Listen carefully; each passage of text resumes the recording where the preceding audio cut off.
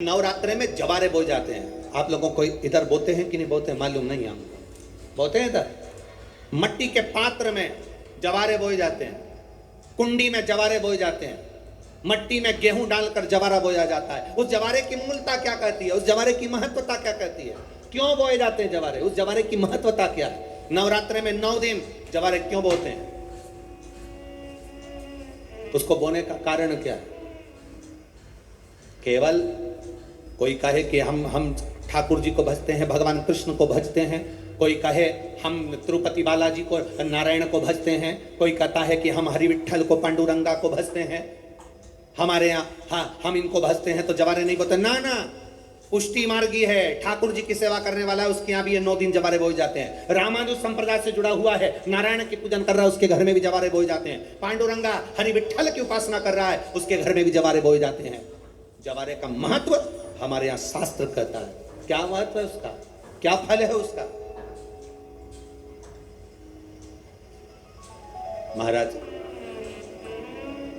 जब देवी माता ने दुर्गा भवानी को पंचायत में बुलाया गया, शिव पंचायत में मां दुर्गा बैठी हुई है, और शिव पंचायत में जब दुर्गा भवानी बैठी,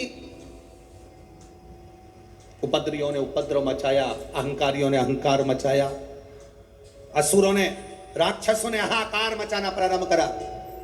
तब उस समय पर देवाधिदेव महादेव माता पार्वती को देखकर, दुर्गा भवानी को देखकर मुस्कुरा रहे थे। केवल शिव मुस्कुरा रहे हैं, पार्वती को देखकर, दुर्गा भवानी को देखकर, मां जगत जननी को देखकर केवल मुस्कुरा रहे। तब देवता सूर्य नारायण ने भगवान शिव जी को देखकर हाथ जोड़कर प्रार्थना करी। भास्कर देव बोले, सूर्य नारायण बोले, बाबा मेरे मन के संशय को मिटा दीजिए। शिव जी ने पूछा क्या काम है, बोलो क्या चाहते हो। शंकर भगवान से सूर्य देव, भास्कर देव कहते हैं, प्रभु आपके मुस्कुराने का कारण क्या। भारत की भूमि पर जितनी जगह पर भी आप लोग कथा सुन रहे हो, आस्था चैनल पर, फेसबुक, यूट्यूब पर जितने लोग कथा सुन रहे हो, बड़े ध्यान से सुनना कि जवारे क्यों बोए जाते हैं। नवरात्रि में जवारे की महत्वता क्यों होती है, क्यों बोया जाता है, मिट्टी में गेहूं डालकर क्यों उत्पन्न किया जाता है, उसकी महत्वता क्या है। सूर्य नारायण पूछ रहे हैं भगवान देवाधिदेव महादेव से, आप दुर्गा भवानी को देखकर मुस्कुराए, आप हंसे हैं, आपके चेहरे पर प्रसन्नता आई है, कारण क्या।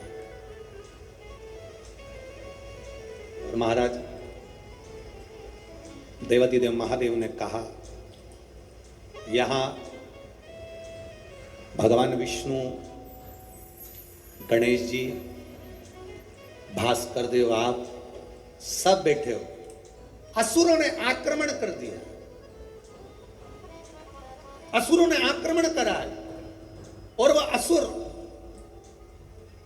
आक्रमण कर दिए हैं तो वो असुर प्रवेश कर रहे हैं, उपद्रव मचाकर, हाहाकार कर कर नष्ट करने वाले हैं इस पूरी पृथ्वी को।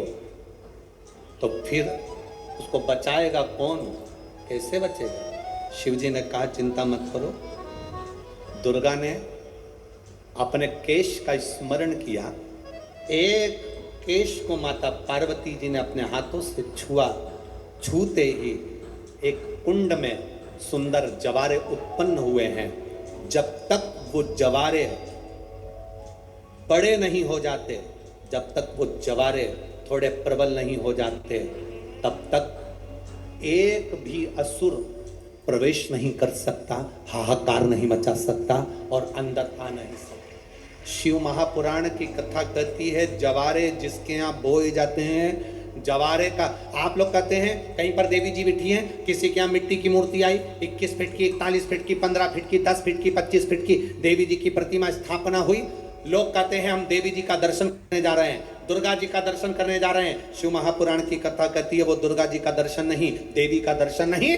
नवरात्रि में जहां जवारे बोए जाते हैं वहां मात्र आप पांव रखते हैं तो अपने घर में से क्लेश दूर हट जाता है, अहंकार दूर हट जाता है, अभिमतता दूर हट जाती है, तकलीफें दूर हट जाती है। जिसके घर में जवारे बोए जाते हैं वहां से अहंकार, काम, लोभ, आसक्ति, वासना, तृष्णा और दुख, तकलीफें दूर हट जाती है। तो जवारे का मूल का तत्व आनंद सुख है। महाराज, उसको समझने वाला समझ सकता है। कभी मौका लगे अपने जीवन में और तुम्हें लगे कि मेरे जीवन में दुख समाप्त ही नहीं हो रहा, मेरे दुख जा ही नहीं रहा, तो 5 बेलपत्र,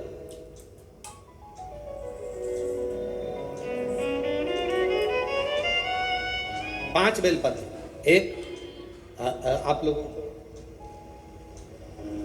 देखो इस पत्र में शिवलिंग लगा हुआ है तो हम आपको इसी से समझा देते हैं। एक बेलपत्र जिसकी डंडी का भाग जल जहां से बहकर बाहर निकल रहा है, अशोक सुंदरी का स्थान देखा है ना सब लोगों ने, बस उसी स्थान पर पहली बेलपत्र। दूसरी बेलपत्र पार्वती जी के स्थान पर अर्थात जो जलाधारी है वहां पर। तीसरी बेलपत्र शंकर भगवान के शिवलिंग के सम्मुख में जहां आप बैठे हो वहां बैठकर डंडी का भाग विपरीत दिशा में रखकर, तीसरा बेलपत्र।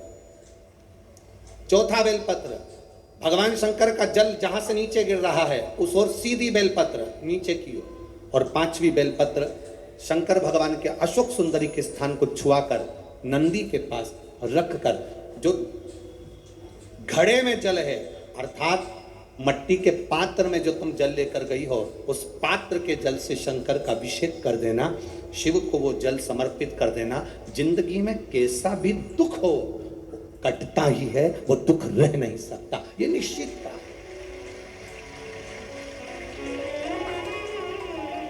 कभी कभी आप लोगों ने नागपुर में ऐसा दर्शन करा कि नहीं करा हमें नहीं मालूम, नागपुर की लीला तो हम नहीं जानते, पर हमारे उधर आज भी होता है। जब बैसाख का महीना आता है, ज्येष्ठ का महीना आता है, गर्मी का समय आता है, तो शिव जी के ऊपर ऐसा तिकोना लोहे का कुछ एंगल बनाकर उसके ऊपर मिट्टी का हंडा रख देते हैं। अब यहाँ नागपुर में आप लोगों ने दर्शन करे ना करे वो हमें नहीं मालूम, पर अभी तक चांदी का लगता था, अभी तक सोने का लगता, पीतल का लगता, तांबे का लगता, पर जैसे ही बैसाख का महीना आया, जैसे ही ज्येष्ठ का महीना आया, वैसे ही मिट्टी का पात्र रख दिया जाता, उसमें से बूंद बूंद पानी शिव जी को समर्पित।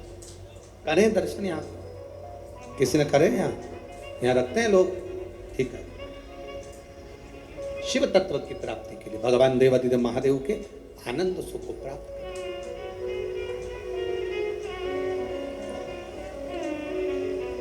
जल, अग्नि, आकाश, वायु, पृथ्वी, 5 तत्व भगवान शंकर के ये 5 मुख है।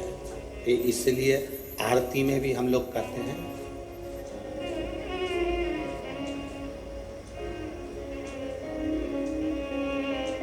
अब 5 मुख पंचानंद शिव है। जल, वायु, आकाश, अग्नि, पृथ्वी, ये 5 तत्व शंकर के 5 मुख में विराजमान। 5 मुख। शिव की पंचायत में 5 देवता हैं। कितने देव हैं? 5।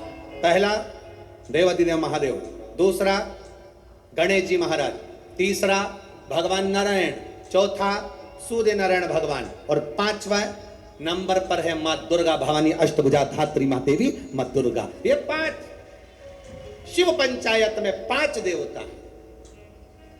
फिर से बोलिए, पंचायत में 5 देव कौन से होते हैं? पहला शिव जी, दूसरा गणेश जी, तीसरा भगवान विष्णु, चौथा भगवान सूर्य नारायण, और 5वें मां दुर्गा भवानी। ये 5 शंकर की पंचायत के देवता हैं। शिव पंचायत में ये 5 रहते।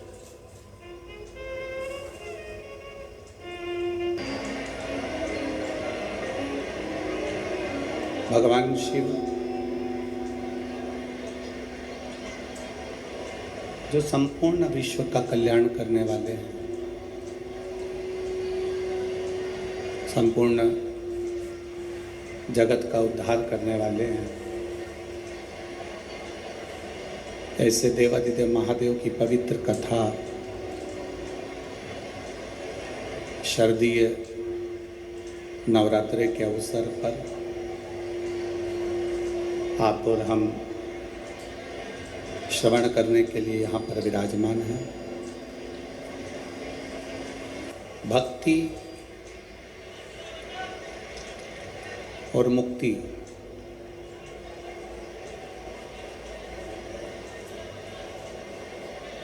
ये दोनों ही भगवान शिव संपूर्ण विश्व के लोगों को प्रदान करते आए।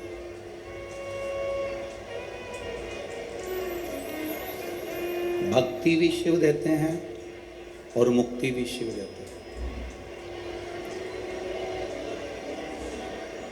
अगर कोई व्रत, कोई उपास आप कर रहे हैं, मान लो तीज का व्रत करा, महालक्ष्मी का व्रत करा, चतुर्थी का व्रत करा,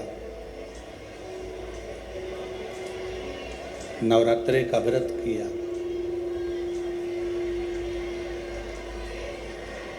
कोई भी व्रत जब हम धारण करते हैं, कोई भी व्रत जब हम करते हैं, तो उस व्रत की साक्षी ध्रुव जी महाराज देते हैं। ये श्रीमद् भागवत कथा में भी वर्णन आता है ध्रुव कथा का, तो उसमें कहा गया पर व्रत की साक्षी ध्रुव जी देते हैं। शिव महापुराण की कथा कहती है कि साक्षी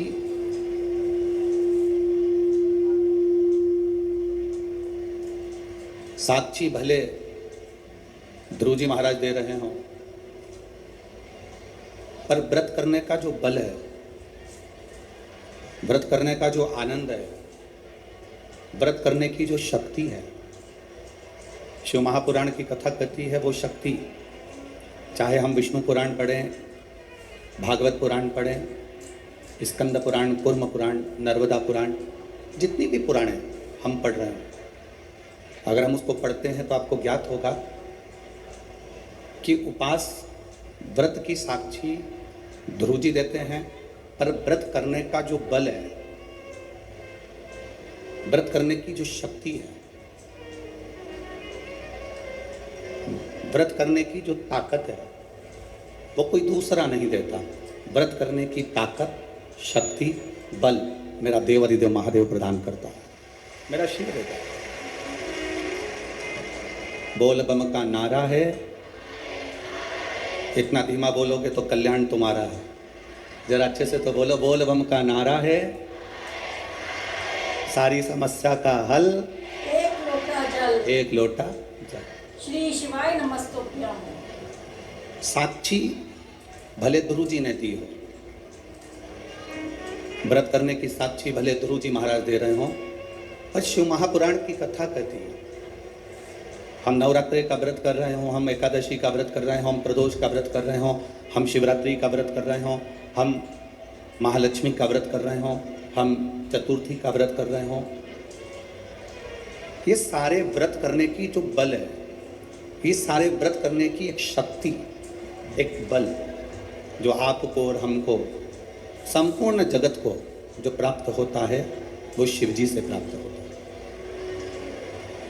अगर हम शिव महापुराण की कथा को देखें तो माता पार्वती जी अपने तप को कर रही हैं। माँ जगतजननी, माँ अम्बा, माँ जगतजननी दुर्गा भवानी, अष्टभुजा धात्री माँ दुर्गा, माँ भवानी, माँ देवी, अगर शिव जी को प्राप्त करने के लिए कोई व्रत कर रही हैं, शंकर भगवान को प्राप्त करने के लिए कोई साधना कर रही हैं, भगवान को पाने के लिए कोई उपास कर रही हैं, यहाँ तक शिव महापुराण की कथा कहती है कि उन्होंने भोजन त्याग दिया, जल त्याग दिया था, फल त्याग दिया था। शिव महापुराण की कथा कहती है केवल वृक्ष की पत्तियों को ग्रहण करती थी, वृक्ष की पत्ती को भी छोड़ दिया था।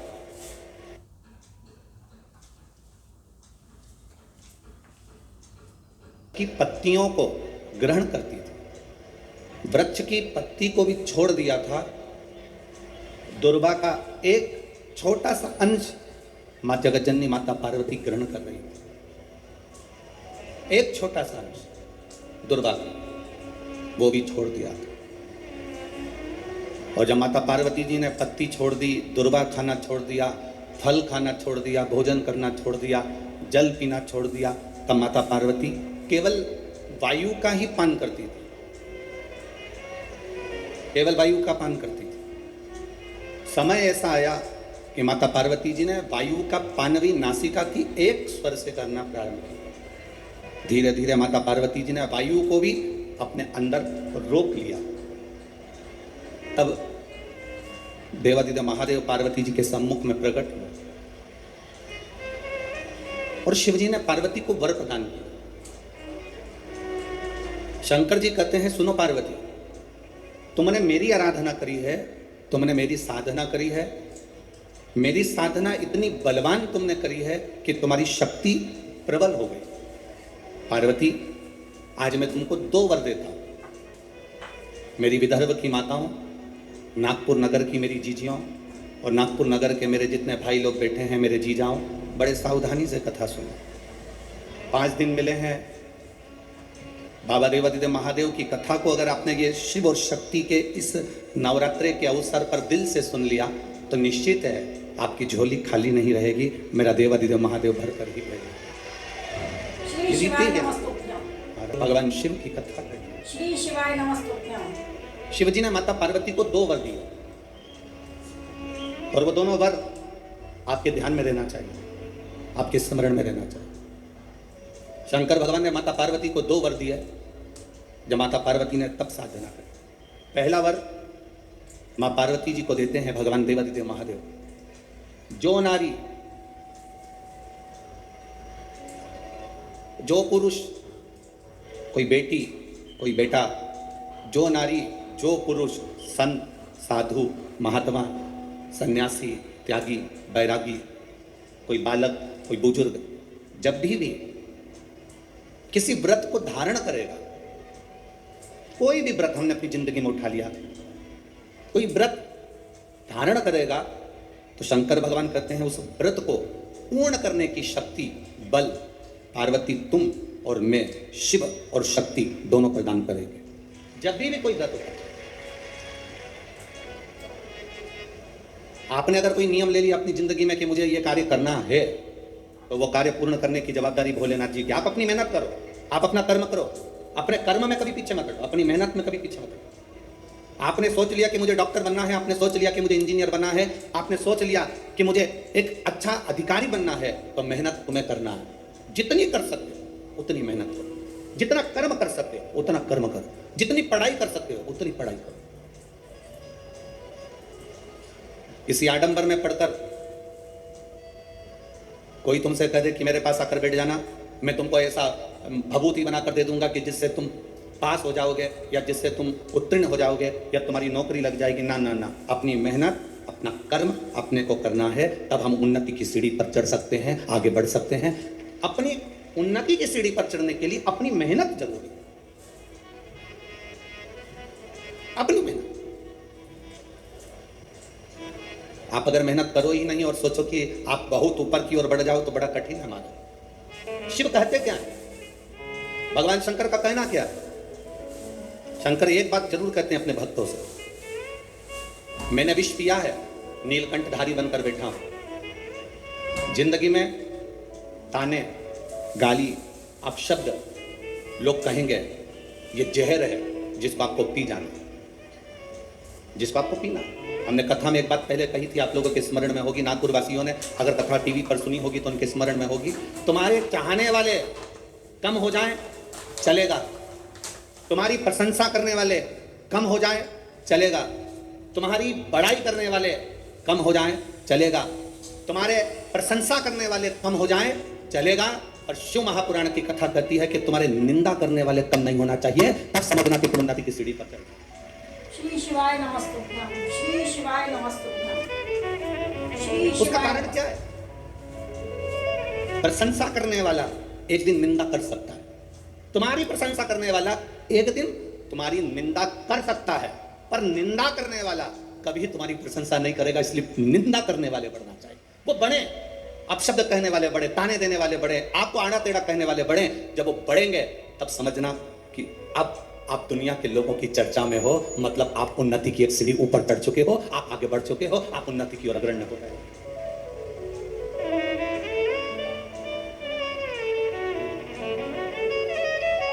घर में 2 बेटे होते हैं ना, एक बेटा पढ़ने में होशियार होता है, एक बेटा थोड़ा सा कमजोर होता है। जो बेटा पढ़ने में होशियार है तो माँ उस पर हमेशा कहती है अपने एक बेटे से, देख ले तो तेरे भाई को कितना पढ़ता है, कितनी अच्छी पढ़ाई कर रहा है, कितनी उन्नति की सीढ़ी पर चढ़ रहा है। देख ले अपने भाई को, वो कितना अच्छी पढ़ाई कर रहा है, कितनी उन्नति की सीढ़ी पर चढ़ रहा है। और एक बेटा ऐसा होता है जो मन के अनुकूल कार्य करता है, माँ की दृष्टि में वो अच्छा नहीं है, पढ़ता ही नहीं है, विद्याध्ययन करता ही नहीं है, पढ़ाई पढ़ी नहीं रहा। पर कभी कभी जिंदगी में ऐसा फेरबदल हो जाता है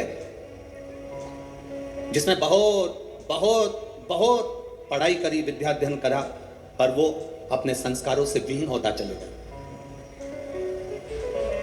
वो मम्मी का आदर नहीं कर पाया, अपनी आई का आदर नहीं कर पाया, भाऊ का आदर नहीं कर पाया, अपने माता पिता का सम्मान नहीं कर पाया। एक कमजोर लड़का जो भले पढ़ा नहीं, जो विद्वत्ता की सीढ़ी पर चढ़ा नहीं, जिसको माता पिता हमेशा ऐसा कमजोर ही समझते रहे, वो बच्चा भले कितना भी दुख की घड़ी आ गई और अपने माँ बाप को कभी धक्का देकर नहीं निकाला, उसने अपने पास अपने माँ बाप को रखा, अपने माता पिता को अपने नजदीक में रखा। कभी किसी गरीब के माता पिता वृद्धाश्रम में कभी नहीं मिलते, कभी किसी साधारण व्यक्ति के माता पिता वृद्धाश्रम में नजर नहीं आते। क्यों? क्योंकि उसके अंदर संस्कार इतना प्रबल है, उसके अंदर संस्कारों की प्रबलता है। फिर निवेदन है, जिस गांव में पानी की कमी होती है वहां की फसल बिगड़ जाती है, और जिस घर में संस्कारों की कमी होती है वहां की नस्ल बिगड़ जाती है। अपनी नस्ल को सुधारना है तो संस्कारवान बनाना है।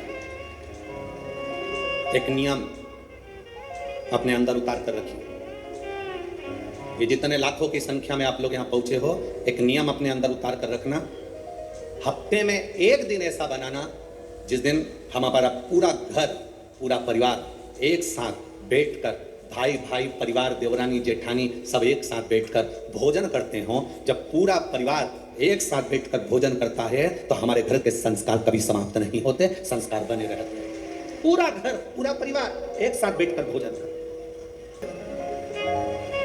शिव जी ने पार्वती जी को 2 वर दिए, उसमें से एक वर दिया कि शिव और शक्ति का बल व्रत, साधना, उपास करने वालों के साथ, नियम धारण करने वालों के साथ में रहेगा, जो नियम धारण कर। आप किसी संकल्प को उठाइए, वो संकल्प आपका परमात्मा पूरा जरूर करेगा। आपका बल, आपने सोच लिया कि मुझे ये पद पाना है, आपने सोच लिया मुझे इंजीनियर बनना है, आपने सोच लिया मुझे डॉक्टर बनना है, आपने विचार कर लिया कि मुझे कमिश्नर बनना है, आपने विचार कर लिया मुझे कलेक्टर बनना है, मुझे एसपी बनना है, मुझे पीआई, जो आप बनना चाहते हो, जो आप सीए बनना चाहते हो, जो आप बनना चाहते हो, उसका बल आपके भीतर स्वयं शिव देते हैं। शंकर देते क्या है? बल प्रदान करते हैं। श्री शिवाय नमस्तुभ्यं। शिव जी देते ही बल है। शिव देते क्या है? शंकर बल प्रदान करते। दुनिया के लोग हंसेंगे शंकर जी पे जल चढ़ाने से क्या होता है? दुनिया के लोग हंसेंगे शंकर जी पर 1 लोटा जल चढ़ाने से फल क्या मिलता है? 1 लोटे जल की महत्वता क्या होती है? दुनिया के लोग हंसेंगे कि शंकर की आराधना का फल क्या होता है। दुनिया के लोग हंसेंगे कि भगवान शिव की भक्ति का फल क्या होता है। दुनिया के लोग हंसेंगे कि शंकर भगवान पर बेलपत्र चढ़ाने का फल क्या होता है, शंकर भगवान का गुणगान करने का फल क्या है। शिव को 1 चावल का दाना शंकर को चढ़ाने का फल क्या है? 1 बार मुख से पंचाक्षर मंत्र नमः शिवाय, षडाक्षर मंत्र ओम नमः शिवाय, श्री शिवाय नमस्तुभ्यम बोलने का फल क्या है? ये दुनिया के लोग हंसते हैं। पर जितने लोग हंसते हैं हम उनसे कहते हैं ये इतने जो पत्र यहाँ पर इकट्ठे होते हैं, थोड़े यहाँ रखें, आज पहले दिन यहाँ पर इतने पत्र, ये पत्र अलग। इन पत्रों को कभी मौका मिले और जिसके मन में संशय हो, जिसके मन में संशय हो कि शंकर करता क्या है, उसको एक बार इन पत्रों में कहीं ना कहीं इनका मोबाइल नंबर भी रहता है, इनका एड्रेस भी रहता है, तो उसको पढ़ा करो कि इन पत्रों से हमको ये मालूम पड़ता है कि शिव करता क्या है। देवता देते हैं पल्ला झाड़ कर और महादेव देते हैं छप्पर फाड़ कर। मेरा शंकर कभी कम नहीं देता, मेरा वो गढ़दानी देता है तो छप्पर फाड़ कर देता है। चोर चोरी करने के लिए शिव जी के मंदिर में जाता है, अपना कपड़ा जलाकर उजाला कर चोरी का सामान ढूंढता है। शिव कृपा कर उसको कुबेर बना देते हैं। जो कुबेर की कुर्सी पर बैठा वो वही चोर है जो शंकर के मंदिर में चोरी करने गया था, पर शिव ने कृपा कर। Cake, caps, definitely balloons, all set for the कृपा कर।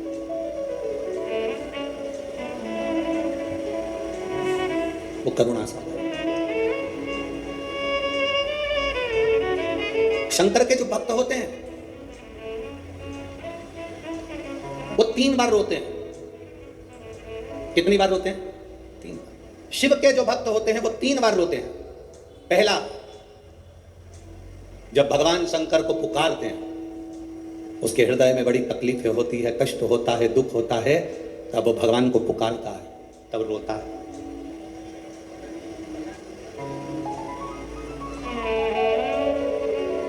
शिव के भक्त 3 बार रोते हैं। पहला, जब वो बाबा को पुकारता है दुख की घड़ी में, कष्ट की घड़ी में, तकलीफ की घड़ी में, तब वो बाबा को पुकारता है, तब रोता है। दूसरी बार, शिव का भक्त जब बाबा नहीं सुनते, बाबा नहीं आते, उसका दुख जब समाप्त नहीं होता और भगवान जब आते नहीं, उसका दुख जाता नहीं, शंकर का भक्त फिर रोता है। शिव के भक्त 3 बार रोते हैं। एक बार भगवान को पुकारते हैं तब, दूसरा भगवान नहीं आता तब, और तीसरी बार शंकर के भक्त तब रोते हैं जब भगवान मिल जाते हैं और उसका कार्य जब पूर्ण हो जाता है, तब भी वो रोता है, तब भी रोता है। शंकर के भक्त 3 बार रोते हैं। पहली बार जब भगवान को पुकारेगा तब रोएगा, दूसरी बार जब भगवान नहीं आएंगे तब रोएगा, और तीसरी बार जब भगवान आ जाएंगे तब रोएगा। तीसरी बार इसलिए रोता है कि मेरे जैसे पापी पर भी तूने कृपा कर दी। मैंने सोचा नहीं था कि मेरा महादेव एक लोटे जल से प्रसन्न हो जाता है और मेरे ऊपर करुणा कर देता है, तब भी रोता है, तब भी। बस आपका भरोसा, आपका विश्वास दृढ़ होना चाहिए, और जितना विश्वास, जितना भरोसा आपका पक्का होगा, उतना परमात्मा को मिलने में देरी नहीं। पार्वती जी को दूसरा वर देवादिदेव महादेव दिया। एक वर दिया व्रत, नियम, साधना, तपस्या, तप करने वालों को शिव और शक्ति बल देते। दूसरा वर देवादिदेव महादेव माता पार्वती जी को दे। पार्वती, और देखो, बिना बल के, बिना अगर कोई तप साधना अगर कोई करे और भगवान शिव की कृपा ना हो, माता रानी की, स्वयं माता पार्वती की दया ना हो, तो कोई व्रत किसी का सफल नहीं होता।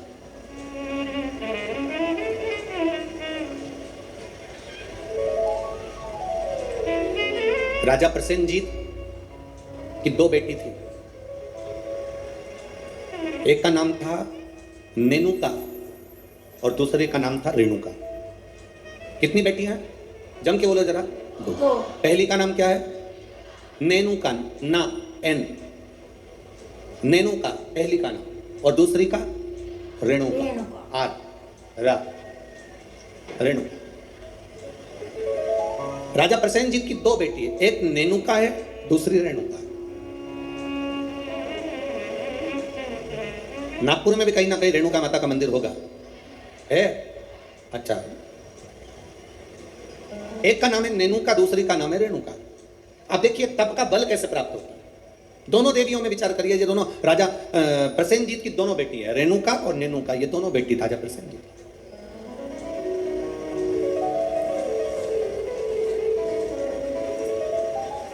प्रथम नेनुका का जन्म हुआ, और नेनुका का जब जन्म हुआ, अब नेनुका उस जन्म को पाने के बाद में अपने राजसी कार्य में अपने पिता के साथ में रहने लगी, कार्य करने लगी। दूसरे नंबर पर आई है रेणुका। रेणुका का जब से जन्म हुआ, जब से रेणुका जन्मी, उस दिन से उसने केवल अपनी मां रेणु से एक बात सीख ली कि जो कुछ मिलेगा वो अपने कर्म से मिलेगा, जो कुछ मिलेगा वो अपनी मेहनत से मिलेगा। हम जिस कर्म को करें उस कर्म के बल पर हमें प्राप्ति हो। एक पत्राया है, देखिए।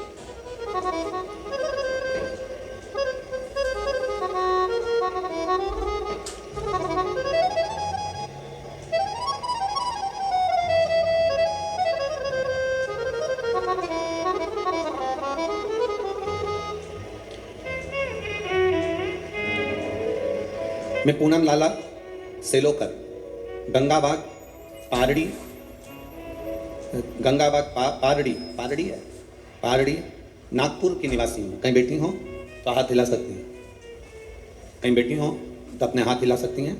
मैं पूनम लाला सेलोकर, गंगाबाग पारड़ी नागपुर की निवासी हूँ। कहीं बैठी हो तो अपना हाथ हिला सकती हैं, जहाँ कहीं भी बैठी हो। मेरा मोबाइल नंबर ये है। मेरी शादी को 12 साल हो गए थे गुरुदेव, संतान का सुख नहीं था। मैंने नागपुर के सारे डॉक्टरों को दिखाया और डॉक्टरों के हिसाब से उन्होंने कहा था कि तुम्हें संतान कभी नहीं होगी। सारे इलाज की रिपोर्टें भी मेरे पास में है। क्यों? उसका कारण यह था कि मेरे गर्भाशय में 12 mm की गठान हो गई थी, और 12 mm की गठान बहुत बड़ी गठान होती है गुरुदेव। डॉक्टरों ने कहा कि इसका ऑपरेशन कर भी देंगे तो तुम्हारी बच्चादानी में गर्भ नहीं ठहर सकता, तुम्हारा बच्चा नहीं हो सकता। तब मेरी दीदी ने कहा, आस्था चैनल पर कथा आती है, कभी 1 बजे कभी 2 बजे आती है, उस कथा को श्रवण करो। मैंने 2022 में कथा श्रवण करना प्रारंभ करा। आपने पशुपतिनाथ के व्रत का वर्णन किया। 12 साल तक मेरे यहाँ औलाद नहीं हुई गुरुदेव। जब 12 साल संतान नहीं हुई तब पशुपति व्रत करना प्रारंभ करा। सफेद आंकड़े की जड़ का प्रयोग किया, और सफेद आंकड़े की जड़ को मैंने कमर में बांध भगवान शिव का भजन करना प्रारंभ करा।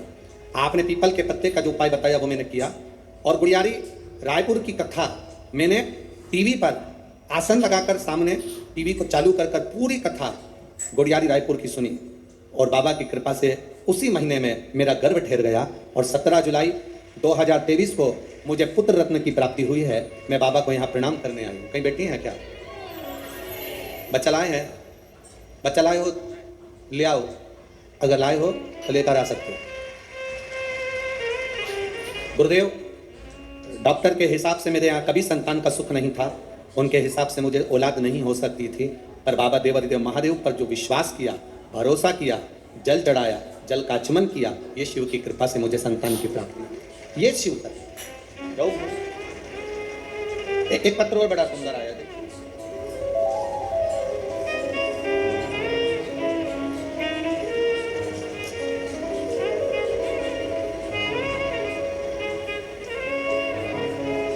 मैं दीपा निखिल कनाटे, शांति नगर, कावलापेट है, कावलेपेट। आज तुम समझ गए ना? हाँ बस ठीक है। नागपुर, मेरा प्लाट नंबर 143। बहुत जोरदार। कहीं बैठी हैं? कहीं बैठी हो तो हाथ हिला सकती हैं।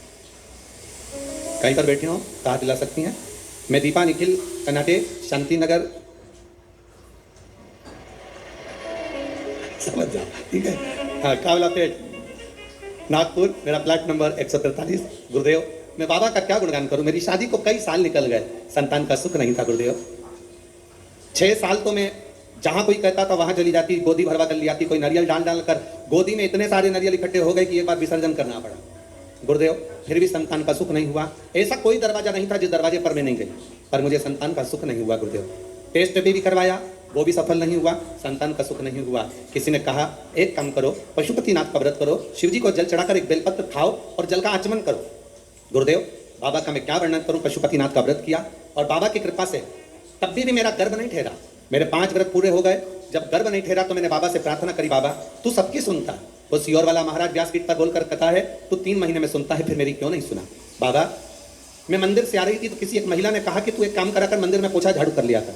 मैं मंदिर में सफाई करने लगी, झाड़ू लगाने लगी, पोछा लगाने लगी, मंदिर की बाल्टी में पानी भरकर रख देती, पूरे मंदिर को साफ करती। बाबा की कृपा का मैं क्या गुणगान करूं। केवल 1.5 महीना बीता और मेरा गर्भ ठहर गया। अब गर्भ ठहर गया गुरुदेव, डॉक्टर को जांच कराई तो उसने कहा कि तुम्हारा गर्भ में बच्चा है। अब डॉक्टर ने जांच कर कहा कि गर्भ में बच्चा है।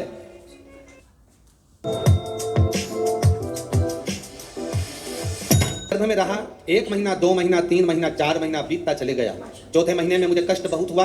जब कष्ट बहुत ज्यादा हुआ तब डॉक्टर को दिखाया तो उसने कहा तुम्हारे गर्भाशय में एक बच्चा है और कोई एक गोला सा दिख रहा है, ऐसा लगता है कि कोई गांठ पड़ी हुई है। तब मुझे भय लगा और मैंने तुरंत गीता प्रेस गोरखपुर की शिव महापुराण की कथा पुस्तक बुलवाई, पढ़ना चालू करा। मेरा 5वां महीना निकला। डॉक्टर कहते रहे तुम्हारे गर्भ में एक बच्चा है और एक गांठ पड़ी हुई है। 6ठा महीना पूर्ण हुआ, 7वां महीना पूरा हुआ, धीरे धीरे करते 9वां महीना हुआ। कथा पढ़ती रही, भोलेनाथ का भरोसा करती रही। अब मेरा डिलीवरी का टाइम आया। डॉक्टर ने कह दिया तुम्हारे शरीर में प्लेटलेट कम है तो तुम्हारा साधारण सा नॉर्मल डिलीवरी नहीं हो सकती, तब ऑपरेशन से बच्चा हो। जानकर मैं बड़ी दुखी हो गई। अब करे तो करे क्या। डॉक्टर के अनुसार तुम्हारे गर्भ में एक बच्चा है और एक गांठ है तो बड़ी सावधानी से बच्चे को जन्म देना पड़ेगा। तब क्या कहूं गुरुदेव, बाबा तो बाबा है। आप कहते हो भगवान देता है पल्ला झाड़ कर, महादेव देता है चप्पर फाड़ कर। बाबा ने मुझे 2 संतान प्रदान कर दी। जो डॉक्टर कहता था केवल एक गठान है, वो 2 संतान दी है। मैं दोनों बच्चों को लेकर यहाँ आई हूँ गुरुदेव, आपका आशीर्वाद मिले। कहीं बैठी हैं?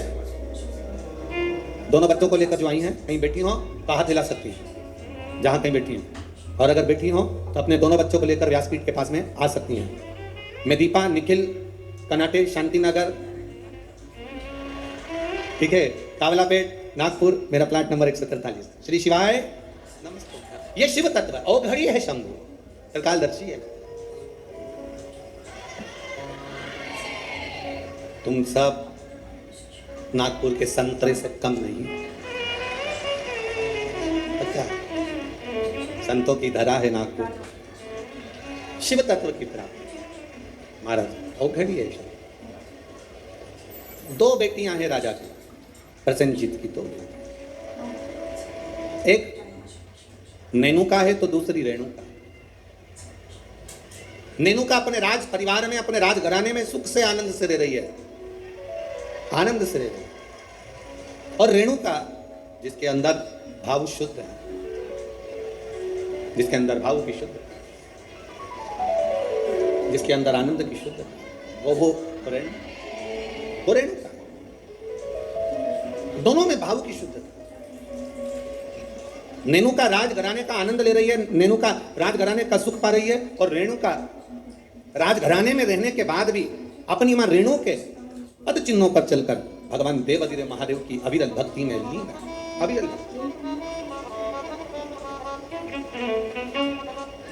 शिव भक्ति में लीन है वो। समय जाता जाता है,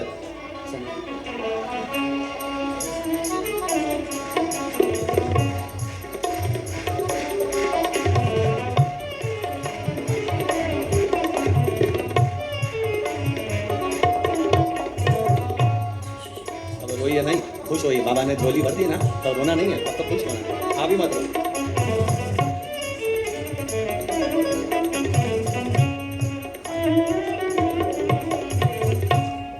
अभी तो रोने का समय गया, तो खुश होना। दोनों जने अच्छे से खुश होकर जाओ, रो के नहीं जाना। बाबा के दरबार से गोदी भर कर जा रहे हो, और क्या चाहिए इससे बढ़कर सुख क्या है। दोनों खुश हो।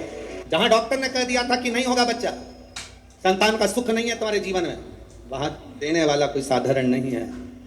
वो त्रिकालदर्शी, वो कैलाशी, वो अविनाशी शिव है, शंभु है, वो सहज नहीं है। शिव कथा कहती है, भगवान देवाधिदेव महादेव का चरित्र कहता। शिव महापुराण की कथा कहती है, एक दिन राजा प्रसेनजीत ने अपनी दोनों बेटियों को बुलाया, और दोनों बेटियां जब धीरे धीरे बड़ी हो गई, बड़ी होने के बाद अपनी बेटियों से पूछा, बताओ बेटियों, तुम्हारा भरण पोषण करने वाला कौन है? तुम्हारी भंडार भरने वाला, तुम्हारा भरण पोषण करने वाला, तुमको रखने वाला, संभालने वाला कौन है? बोलो।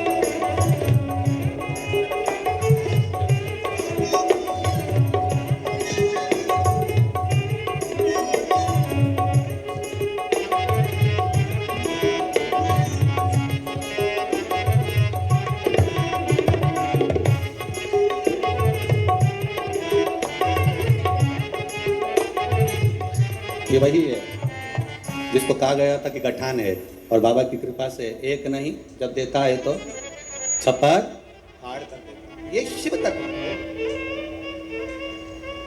शिव भक्ति है। नेनुका रेणुका दोनों से पूछा गया, प्रसेनजीत ने दोनों से पूछा, ये बताओ। प्रसेनजीत पूछ रहे हैं कि इस तुम्हारे जीवन का भरण पोषण कौन कर रहा है?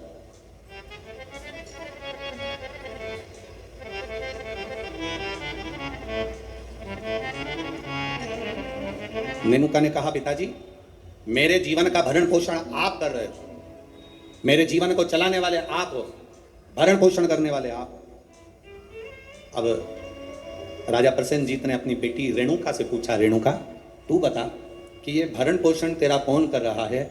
रेणुका कहती है, पिताजी ये तो सब जो कर रहे हैं वो भोलेनाथ कर रहे हैं, जो लिखा ललाट पर वो मिल रहा है, जो लिखा, जो ललाट पर लिख दिया वो मुझे मिल रहा।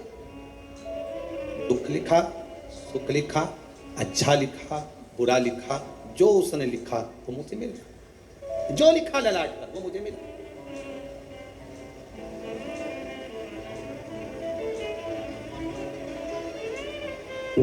जो ललाट पर लिख दिया वो कोई टाल ना सका।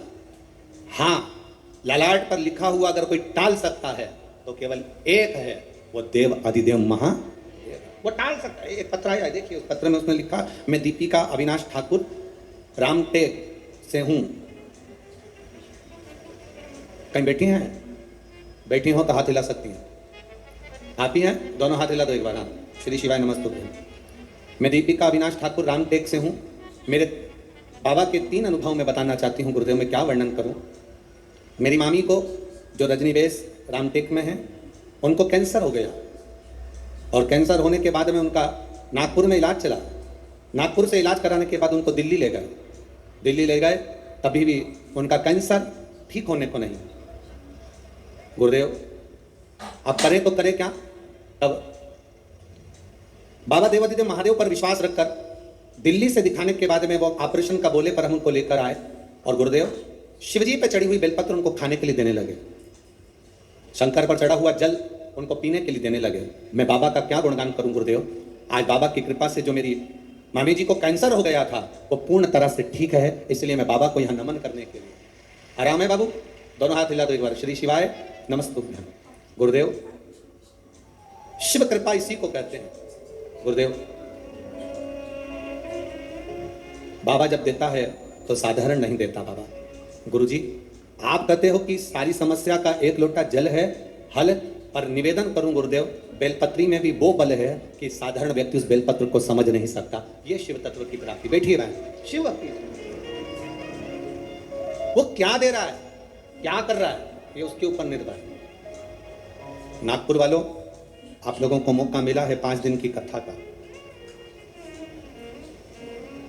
जितने दिल से, हाँ लोग कहेंगे तुमसे भीड़ बहुत है, बहुत गर्दी है, बहुत भीड़ है, बहुत गर्दी है, तो भी कह देना कि वो हमें जहाँ जगह मिले वहाँ बैठकर दिल से जितनी देर मिले उतनी देर की कथा श्रवण कर कर उसको एक बार अपने मन की बात कहकर जरूर जाना। वो 3 महीने में क्या देगा ये उसके ऊपर है। तो क्या देगा भगवान ने। अगर आपको धन दिया है तो बन सके जो शिव भक्त यहाँ पर आए उनको दोनों हाथों से कुछ जो बन सके, पानी हो, फलाहार हो, बिस्कुट हो, कुछ भी सामग्री, एक बार उनका मुंह झूठा जरूर करना और लिख कर रखना अपनी डायरी में कि मैंने 5 रुपए का पानी पिलाया था। 3 महीने इंतजार मत करना, 1.5 महीने में इंतजार कर कर बताना कि वो 5 रुपए का जो पानी पिलाया वो 3 गुना हुआ कि नहीं हुआ, 4 गुना हुआ कि नहीं। उसका फल क्या क्या मिल रहा है, क्या प्राप्त होगा, वही था।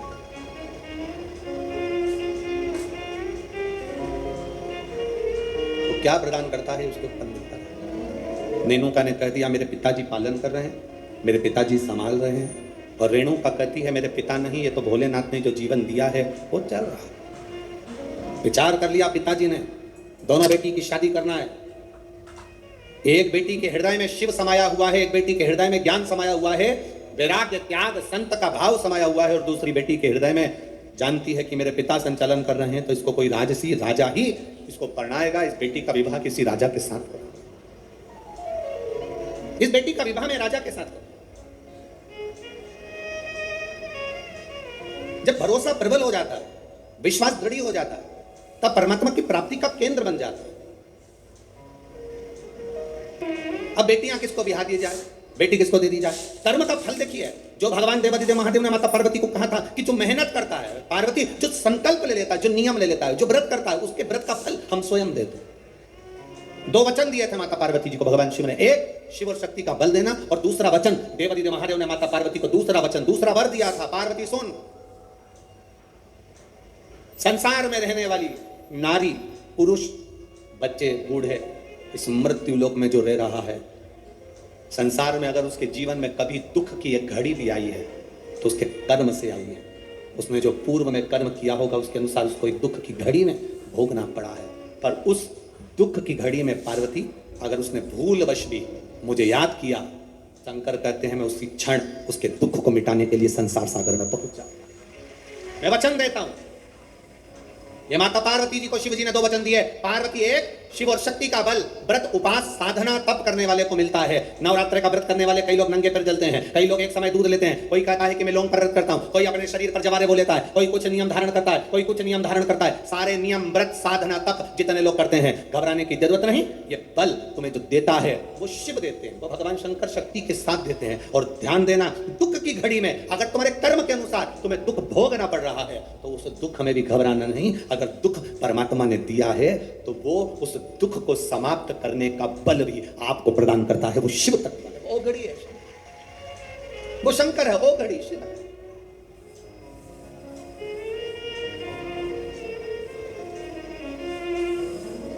वो शंकर आपके बल को जो बढ़ा रहा, आपके विश्वास को जो दृढ़ कर रहा।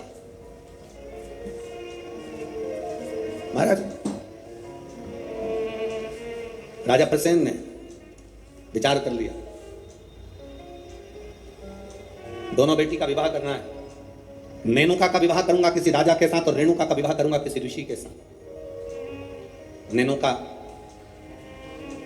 सहस्त्रार्जुन को दी गई, जिसकी हजारों भुजाएं थी, खूब राज सिठाट था, खूब बल था। मेनका सहस्त्रार्जुन को दी गई, जितने रावण को भी अपने काबू में कर रखा था।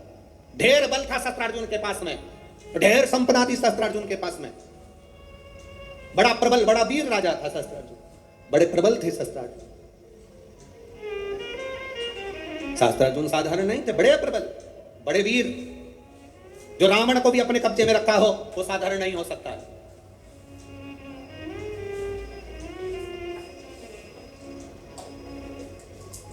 राजा सहस्त्रार्जुन को अपनी बेटी मेनका का विवाह कर दिया। अब आई बारी रेणुका की, तो फिर विचार करा गया कि इस रेणुका का विवाह मैं करूं तो करूं किससे। 15% इंक्रीमेंट बढ़िया तो है, पैसे के पीछे मत भाग, स्लो एंड। तब कहा, बेटी जितनी तू शंकर की आराधना करती है, जितनी तू शिव जी की उपासना करती है, तेरा पति भी शंकर की आराधना करने वाला होना चाहिए। जमदग्नि जी को रेणुका ब्याह दी। जमदग्नि जी को जब रेणुका ब्याही, रेणुका का तप साधना देखिए कितनी प्रबल थी। जमदग्नि जी के साथ में रेणुका जब ब्याह कर आ गई, रेणुका का नियम था, प्रतिदिन का नियम था रेणुका का, प्रतिदिन का नियम। एक मट्टी को इकट्ठा करती, मट्टी को इकट्ठा कर उसका हंडा बनाती, घड़ा बनाती, पात्र बनाती, कच्चा घड़ा, कच्चा पात्र।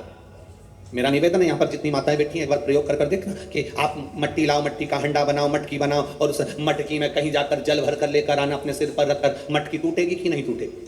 अरे बोलो तो जम के, टूटेगी ना, क्योंकि वो पकी नहीं, सही से बनी नहीं है, वो मटकी टूट जाएगी। अगर वो मट्टी का पात्र पका होता, मट्टी का पात्र अग्नि में तपा होता, मट्टी का पात्र अग्नि में सना होता, अग्नि में तपा होता, तो वो मटकी फिर टूटती नहीं। अगर वो तपा हुआ है, अगर वो तपा अग्नि में तपा हुआ है तो वो नहीं टूटेगा, पर वो अग्नि कच्चा पात्र है तो टूटेगा, पता नहीं है तो वो टूटता है। रेणुका का नियम था, मट्टी का पात्र बनाती, मटका हंडा बनाती और हंडे को लेकर जब नदी पर जाती, जल भर कर लाती, जल भर कर लाती और वो जल अपने पति को देती। जमदग्नि जी को जल देती, जमदग्नि जी भगवान शिव को समर्पित करती। ओम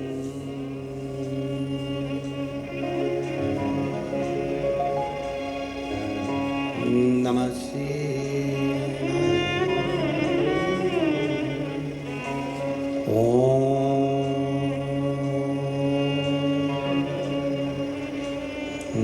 नमः शिवाय। ओम नमः शिवाय। घड़ा लाई, जमदग्नि जी को दिया, जमदग्नि जी ने शिव जी को समर्पित किया। कच्चे घड़े में जल भरना, लाना, शंकर जी के लिए अपने पति को देना, समर्पित करना। सबसे कठिन काम, कच्चे घड़े में जल भरकर लाकर पति को देना और जल समर्पित करना। एक बार जमदग्नि जी के मन में भाव प्रकट हो गया कि मेरी पत्नी रोज घड़ा बनाती है, रोज हंडा बनाती है, रोज कच्चा घड़ा तैयार करती है और रोज जल भर कर लेकर आती है। मेरी धर्म पत्नी आखिर ऐसा क्या तप साधना, ऐसा क्या तप बल, ऐसी क्या प्रबलता जो कच्चे घड़े में जल भर कर लाती है? कच्चे घड़े में जल भर कर लाना।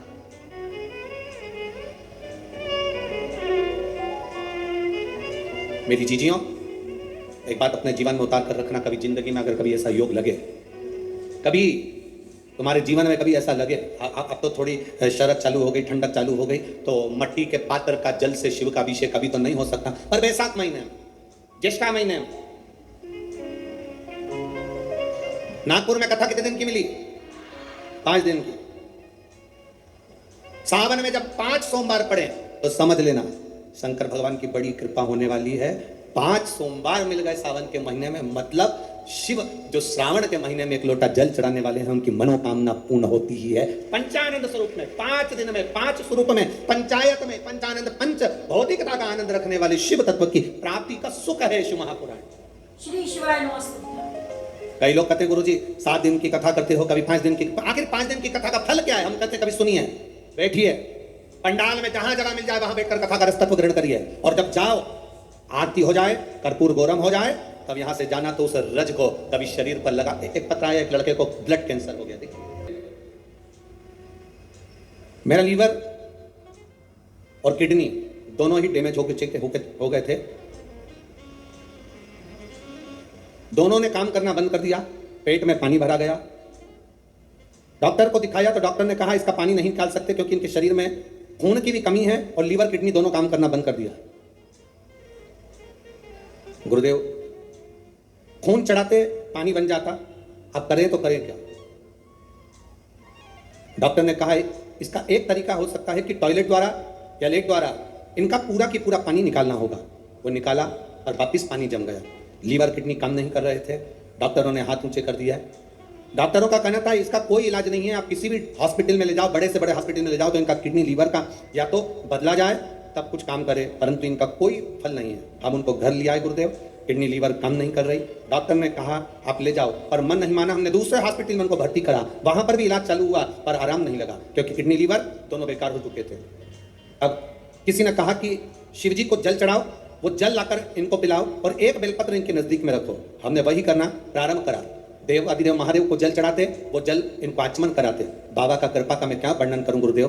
2 अक्टूबर 2023 को बाबा की कृपा से उनकी तबीयत में सुधार आना प्रारंभ हुआ और 8 अक्टूबर को बाबा की कृपा से वो ठीक हो गए। बाबा की कृपा से इनका लीवर और किडनी दोनों काम करना प्रारंभ कर दिए। ये शिव तत्व है, ये शंकर योग घड़ी है। शंकर का गुणगान कर रहे हैं, उसका फल खाली नहीं जाता। मिट्टी के पात्र का जल हम देवादिदेव महादेव को जब समर्पित करते हैं तो उसका फल खाली नहीं जाता, खाली नहीं जाता। महाराज शिव महापुराण की कथा कहती है रेणुका देवी कच्चे घड़े में जल भरकर लेकर आती, अपने पति को देती और जमदग्नि जी उस जल को लेकर शिव जी को समर्पित करते। पर उनके चित्त में यह बात बैठ गई, आखिर इसकी दृढ़ता, इसकी भक्ति कितनी प्रबल होगी कि कच्चे घड़े में पानी नदी से यहां तक आ गया और कच्चा घड़ा टूटता नहीं। जब तक शिव जी को जल नहीं चढ़ाते तब तक वो घड़ा समाप्त नहीं होता। आखिर इसकी भक्ति किसकी है? इस रेणुका ने भक्ति किसकी की?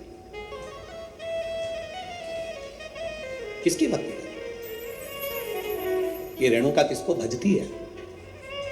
क्या देखा जमदग्नि जी ने कि आज रेणुका ने मट्टी का जो घड़ा बना रही है, जमदग्नि जी क्या देख रहे हैं कि मट्टी के घड़े को बनाकर पास में पार्थिव शिवलिंग का निर्माण कर रही है। एक शिवलिंग का निर्माण कर रही है, पार्थिव शिवलिंग।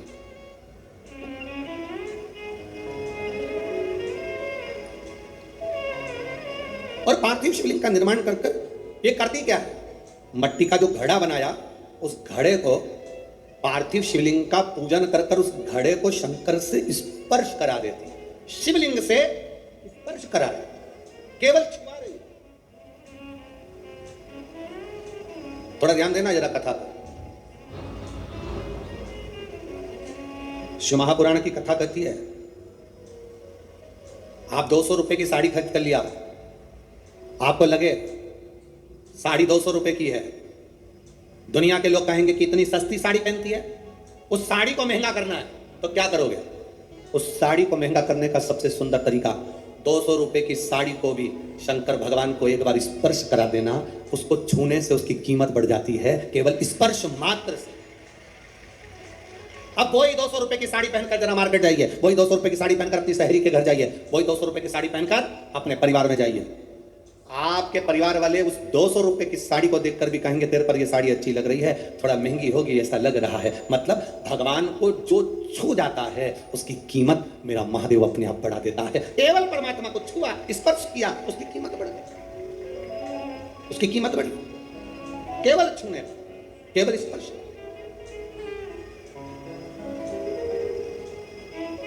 अरे भाई, शिव महापुराण की कथा कहती है जैसे किसी के यहां कोई मर जाता है तो पूरे परिवार में सूतक लग जाती है। बोलो री जी सही है कि गलत है?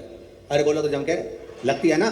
परिवार में कोई मर गया पूरे परिवार को सूतक लग जाती है।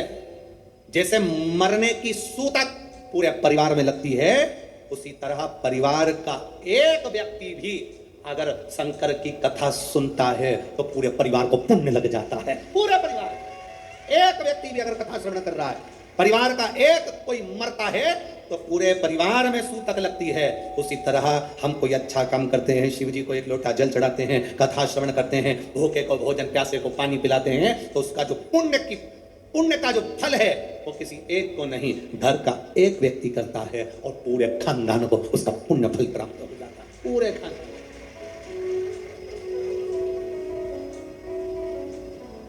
पूरे खानदान को उसका फल मिला। महाराज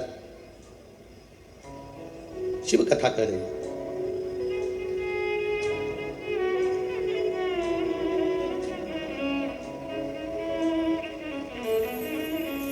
आप जितने भाव से भगवान को रिझाओगे, मेरा देवादिदेव महादेव उतने भाव से आपके करीब में आता है। आपके करीब जितने स्नेह से आप रिझाने का प्रयास करोगे, जितने स्नेह से आप उसको पुकारने का प्रयास करोगे, उतने स्नेह से वो आपके करीब में आता है।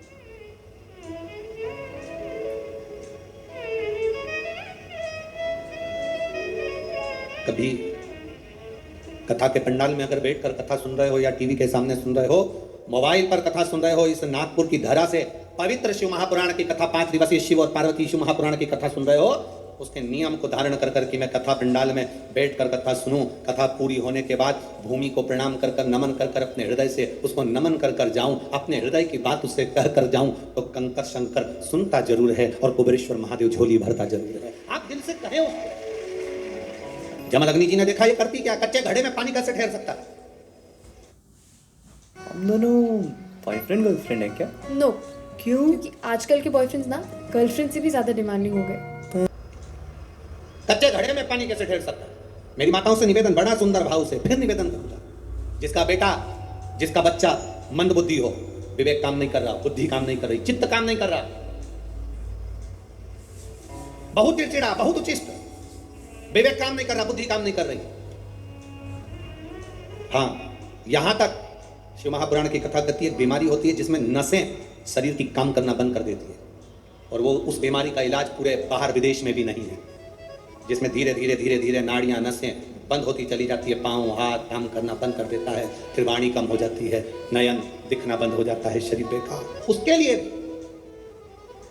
कोई मंदबुद्धि है, उसके लिए शिव महापुराण की कथा कहती है हफ्ते 2 हफ्ते में कभी सोमवार के दिन भले मट्टी का बर्तन तुम्हारे घर में नहीं हो, घर में कोरा सा दिया भी हो, कोरा दिया, दिया कोरा मतलब उसमें दीप ना लगा हो, मट्टी का नया दिया, उसमें अगर आपने थोड़ा पानी भर कर रख भी दिया और उसमें गलते गलते वो पानी ज़्यादा नहीं भी बचा, 2 बूंद भी बचा है और वो 2 बूंद भी अशोक सुंदरी वाली जगह पर चढ़ा है, और वही पानी जिसकी विवेक, जिसकी बुद्धि, जो मंद बुद्धि कहा जाता है, उसको अगर बेलपत्री के साथ में वो जल की 2 बूंद भी उसको दी जाए तो वो विवेकवान बनता चले जाता है, उसकी बुद्धि काम करना प्रारंभ करती है। कितना भी मंद बुद्धि हो, पड़ा रहता हो, पड़ा है, मुंह से राग बह रही है, वो बोल नहीं पा रहा, शरीर विग्रह बेकार बिल्कुल, उसके लिए भी ये कार्य करता है। शिव पर चढ़ा हुआ मट्टी के पात्र का जल सुख प्रदान करता है। रेणुका घड़ा बनाकर शिव जी का स्पर्श कर रही है, केवल स्पर्श, मट्टी के पात्र में डाला जाता है स्पर्श मात्र, सहज नहीं है शिव। उसकी भक्ति बड़ी प्रबल है क्योंकि उसके मस्तक पर गंगा विराजमान है और वो साधारण कृपा करने वाला नहीं, दुनिया को अमृत देने वाला है। शिव अमृत प्रदान करने वाला है। अपने स्थान पर बैठकर बाबा देवादिदेव महादेव से अपने हृदय की बात बड़े भाव के साथ, जहां जगह मिले वहां बैठे, बड़े भाव के साथ विराजमान होकर बाबा से दिल से प्रार्थना करिए, भाव के साथ में बोलिए, शिवाय नमस्तु, श्री शिवाय नमस्तु, श्री शिवाय